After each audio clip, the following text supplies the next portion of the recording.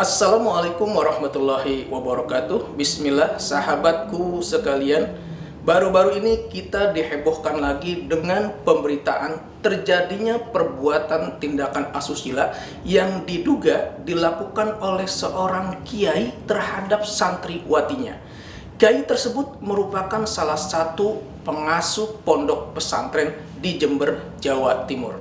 Dari pemberitaan yang telah beredar, baik melalui media elektronik, media massa, maupun media sosial, kasus dugaan tindakan asusila berupa perselingkuhan dan perbuatan cabul tersebut terkuak karena adanya pengaduan atau adanya laporan dari istri pelaku sendiri.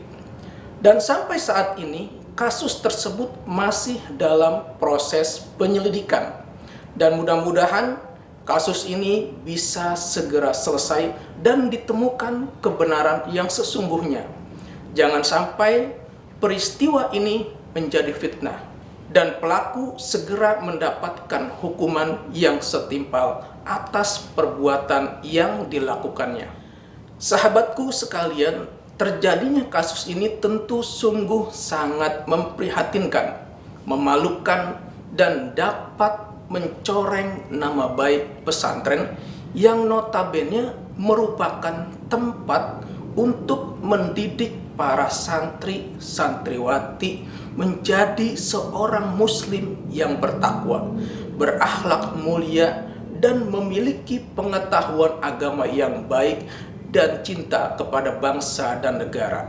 Sahabatku sekalian, setiap orang yang melakukan perbuatan cabul baik dengan cara kekerasan atau ancaman kekerasan, memaksa, melakukan tipu muslihat, melakukan serangkaian kebohongan atau membujuk anak untuk melakukan atau membiarkan dilakukan perbuatan cabul, maka pelaku atau kiai yang diduga telah melakukan tindakan pencabulan tersebut dapat dikenai sanksi berdasarkan ketentuan pasal 82 Undang-Undang Nomor 17 Tahun 2016 tentang penetapan peraturan pemerintah pengganti Undang-Undang Nomor 1 Tahun 2016 tentang perubahan kedua atas Undang-Undang Nomor 23 Tahun 2002 tentang perlindungan anak menjadi undang-undang.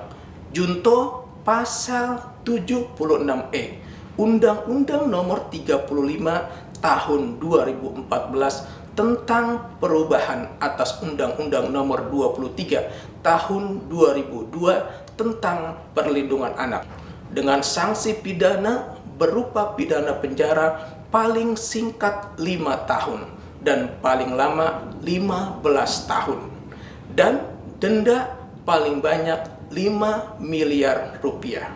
Kemudian jika perbuatan cabul tersebut dilakukan oleh orang tua, wali, pengasuh anak, pendidik, atau tenaga kependidikan, maka pidananya ditambah sepertiga dari ancaman pidananya.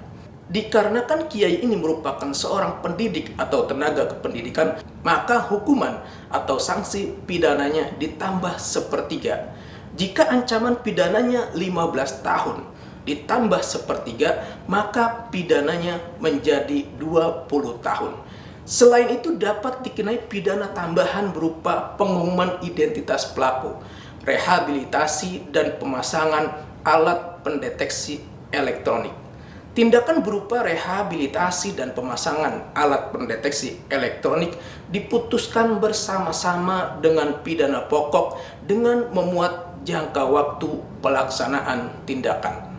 Jika perbuatan cabul tersebut menimbulkan korban lebih dari satu orang, kemudian mengakibatkan luka berat, gangguan jiwa, penyakit menular, terganggu atau hilangnya fungsi reproduksi, dan atau korban meninggal dunia, pidananya ditambah sepertiga, dikenai pidana tambahan berupa pengumuman identitas pelaku, rehabilitasi dan pemasangan alat pendeteksi elektronik. Tindakan berupa rehabilitasi dan pemasangan alat pendeteksi elektronik diputuskan bersama-sama dengan pidana pokok dengan memuat jangka waktu pelaksanaan tindakan. Kemudian pada pasal 82A Undang-Undang Nomor 17 Tahun 2016 tentang penetapan peraturan pemerintah pengganti Undang-Undang Nomor 1 Tahun 2016 tentang perubahan kedua atas Undang-Undang Nomor 23 Tahun 2002 tentang perlindungan anak menjadi undang-undang.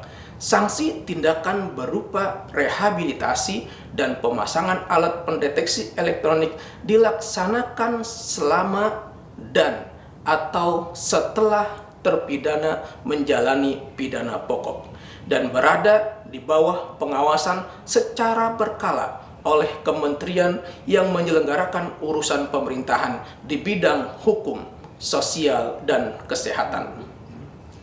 Pemasangan alat pendeteksi elektronik ini bertujuan untuk mengetahui keberadaan mantan narapidana tersebut.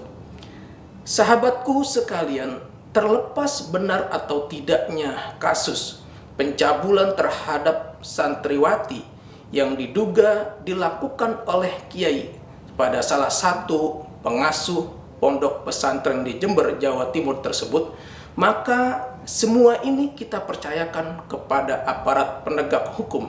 Kita percayakan pada proses hukum yang ada, tentu sesuai dengan peraturan perundang-undangan yang berlaku. Kita hanya berharap semoga kasus pencabulan yang diduga dilakukan oleh seorang kiai, salah satu pengasuh pondok pesantren tersebut di Jember, Jawa Timur, dapat segera terungkap sehingga tidak menimbulkan fitnah. Demikian yang saya sampaikan, semoga bermanfaat. Wassalamualaikum warahmatullahi wabarakatuh. Salam penyuluh hukum.